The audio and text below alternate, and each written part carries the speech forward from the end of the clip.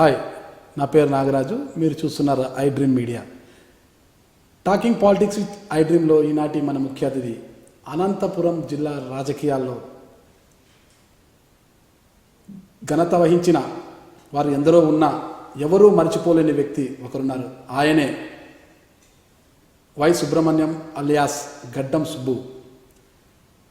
తెలుగుదేశం పార్టీకి సంబంధించి నాడు జిల్లా ప్రజలతో పాటు రాష్ట్ర ప్రజలంతా గుర్తుంచుకునే పరిటాల రవీంద్రతో పాటు నేడు మంత్రివర్గంలో ఉన్న పల్లె రఘునాథ్ రెడ్డి ఇతరత్ర నేతలందరినీ కూడా తెలుగుదేశం పార్టీలోకి తీసుకొచ్చి ఆయన మాత్రం నేడు ఒక సామాన్య కార్యకర్తగా పార్టీ సీనియర్ నాయకునిగా మిగిలిపోయారు. ఆయనతో ఈనాడు మన టాకింగ్ పాలిటిక్స్ ఐ డ్రీమ్లో వివరాలు తెలుసుకోబోతున్నాము. నమస్తే సుబ్రహ్మణ్యం గారు. నమస్తే. వై సుబ్రహ్మణ్యం అలియాస్ గడ్డం సుబ్బు.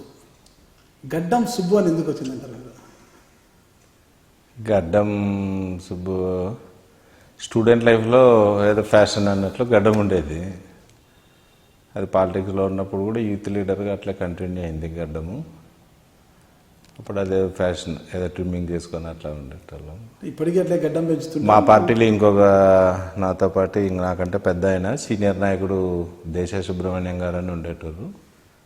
ఇద్దరు సుబ్రహ్మణ్యంలో ఉండడంతో ఈజీ ఐడెంటిఫికేషన్కి గడ్డం సుబ్బు.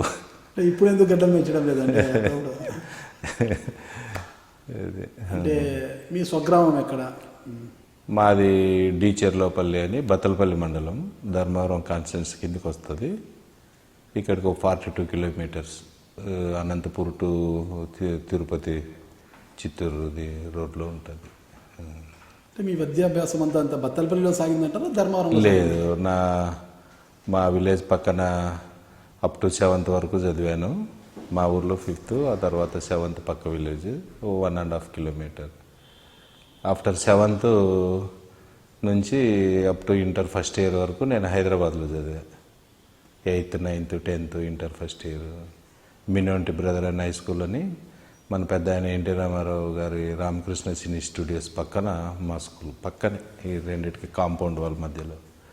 ఆ తర్వాత ఏవి కాలేజీలో ట్యాంక్ బండ్ దగ్గర దోమలగూడ ఏవి ఆంధ్ర విద్యాలయ కాలేజ్ అని అక్కడ ఇంటర్ ఫస్ట్. హైదరాబాద్ వెళ్ళి చదివారు అప్పట్లోనే. అంటే ధర్మవరంలో కాలేజీలు లేకనా? అంటే ఎక్కడ మీరు? లేదు, కాలేజీలు ధర్మవరంలో ఉన్నాయి, అనంతపూర్లో ఉన్నాయి. కానీ మా ఎల్డర్ బ్రదరు అక్కడ జాబ్ చేసేటోళ్ళు. సంతానం మీ తండ్రి గారి పేరు? మేము 8 మంది బ్రదర్స్, నేను లాస్ట్, నా వెనుక చెల్లి. మీ తండ్రి గారి పేరు ఏమి? ఆయన ఏం చేసేవారు?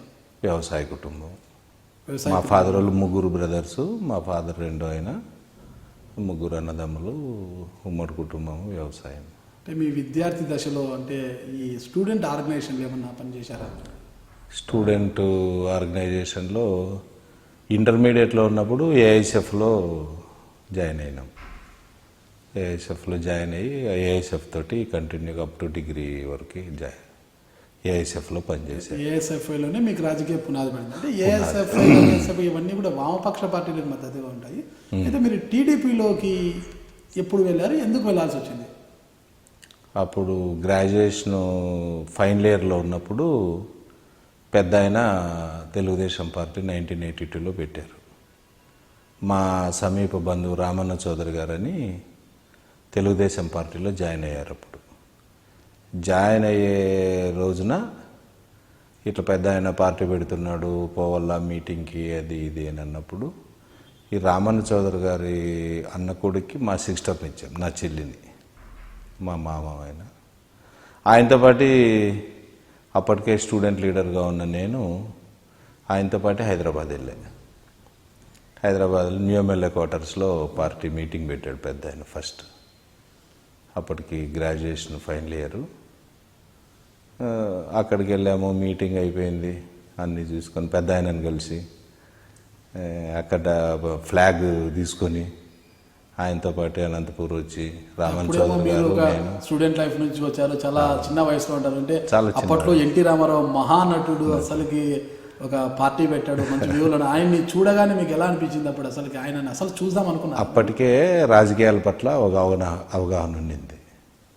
ఇంటర్మీడియట్ నుంచి ఆల్ ఇండియా స్టూడెంట్ ఫెడరేషన్లో పనిచేశాను. ఏఐఎస్ఎఫ్లో మా seniors CPI state secretary Ramakrishna గారు, ఇప్పుడు మా జిల్లాలో ఉరవకొండ కాన్స్టిట్యున్సీ విశ్వేశ్వర రెడ్డి, వీళ్ళంతా నా సీనియర్స్. అప్పటికే రాజకీయాల పట్ల అవగాహన ఉంది. వామపక్ష పార్టీ స్వభావం అది. అంటే అప్పటికే రామారావు గారిని నేను మా స్కూలు రామకృష్ణ సినీ స్టూడియోస్ పక్కన స్టూడియోలో షూటింగులు జరుగుతుంటే మేము స్కూల్లో మాది 4 ఫ్లోర్స్ ఉంటుంది. ఆ ఎక్కి బిల్డింగ్ నుంచి షూటింగులు చూసేటోళ్ళు. అప్పటికే పెద్ద ఆయన్ని స్వయంగా 5-6 సార్లు చూసా. అంటే సినిమా నటునిగా చూసా. ఎన్టీ రామారావుని చూసామని సంతోషపడేటోళ్ళం. ఆ ఇందిరా పార్కులో షూటింగ్లు జరుగుతుంటే పోయేటోళ్ళం క్లాసెస్కి డుమ్మా కొట్టి.